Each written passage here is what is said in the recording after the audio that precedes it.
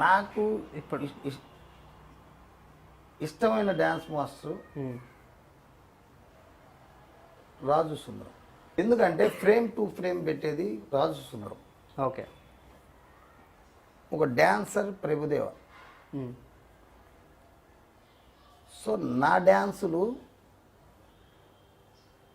నేను కష్టపడి నేను నేర్చుకుంటూ వచ్చిన తర్వాత నేను శేఖర్కి నా విద్య మొత్తం లైన్ చేశాను.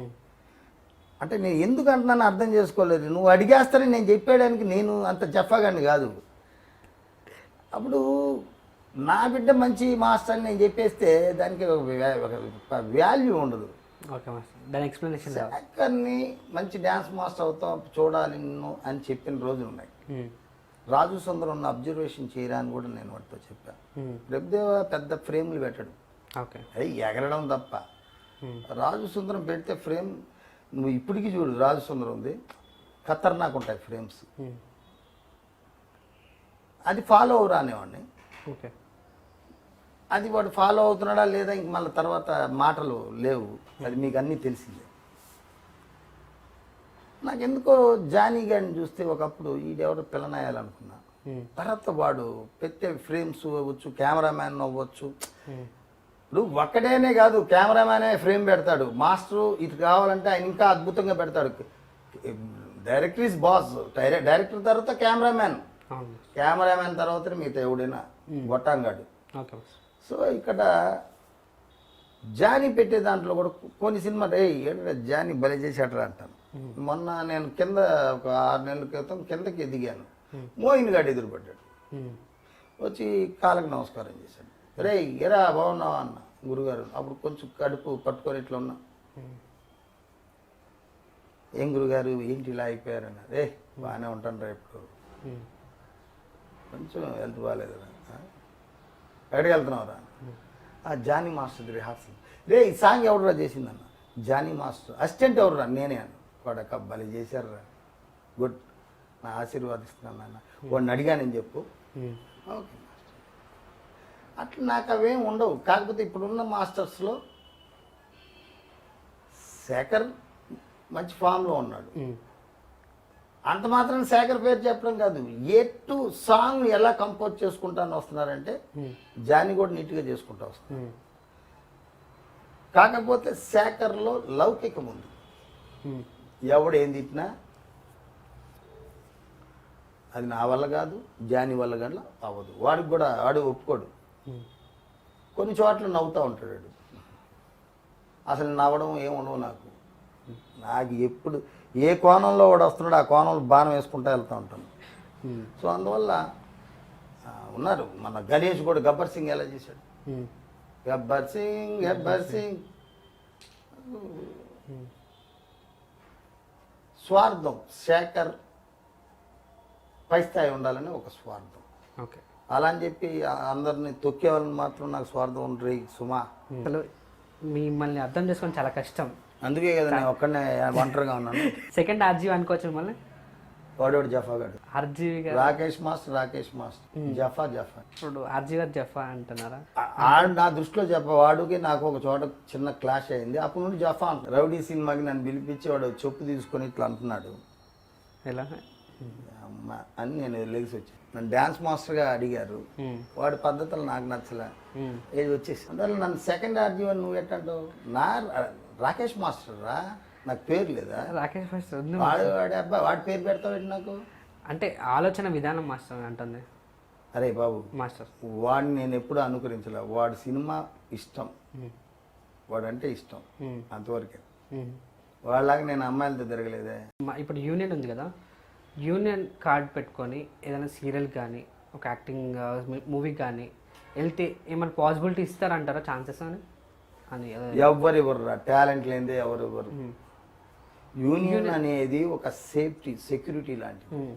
అది ఏ రకంగా ఉపయోగపడుతుంది ఒకసారి చెప్పాను కదా. యూనియన్ అంటే మనం చేసిన సినిమాకి డబ్బులు రావాలంటే యూనియన్ ప్రెసిడెంట్ వెళ్ళి పెడితే అందరూ అన్ని యూనియన్లు ఏకమై షూటింగ్ ఆపేస్తే భయపడి డబ్బులు ఇస్తారు. యూనియన్ అనేది దానికి. ఆ యూనియన్ కార్డు తీసుకుంటానే వేషాలు వచ్చేస్తాయి. ఎవడరాడు గాండుగాడు చెప్పింది. టాలెంట్ లేనిది ఏందిరా?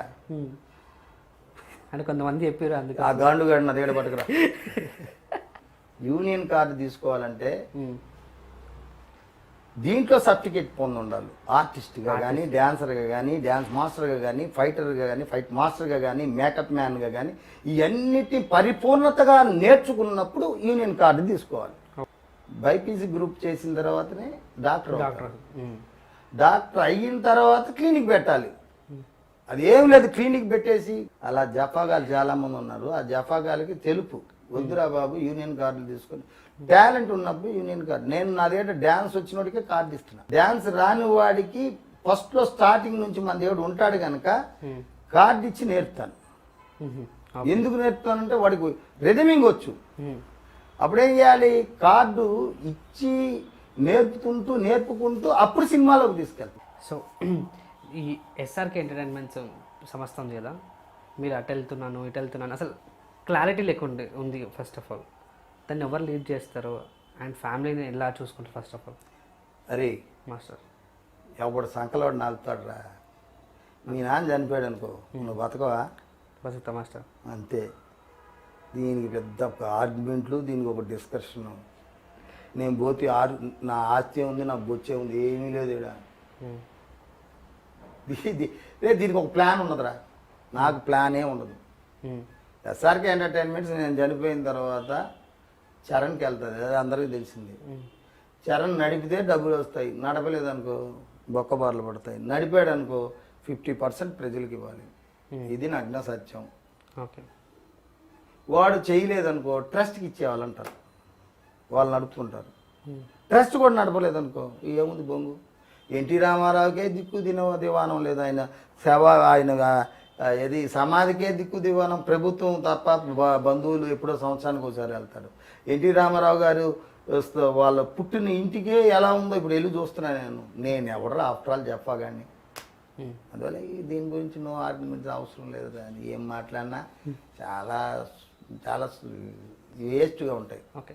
ఇప్పుడు నెగిటివ్ ఫ్యాన్స్ అందరూ కూడా పాజిటివ్ అయిపోయారు మాస్టర్ మీకు ఇప్పుడు ప్రజెంట్ అబ్బాయి ఇప్పుడు ఈయన ఉన్నాడు కదా జఫాగాడు, గజిబిజి గజల, వాడికి క్లియర్ అయిన తర్వాత మళ్ళీ మిగతా ఎలా ఉంటుంది నాకు అన్నీ తెలుసు. నేను కళ్ళు మూసుకొని ఫ్యూచర్ అన్నీ వేసుకుంటా ఉంటాను లెక్క. అంటే పాజిటివ్ కాలేదంటారా ఎవరైనా? అరే నేను అనేది అందరికీ తెలుసు, నేను చెప్పేది కరెక్ట్ అని.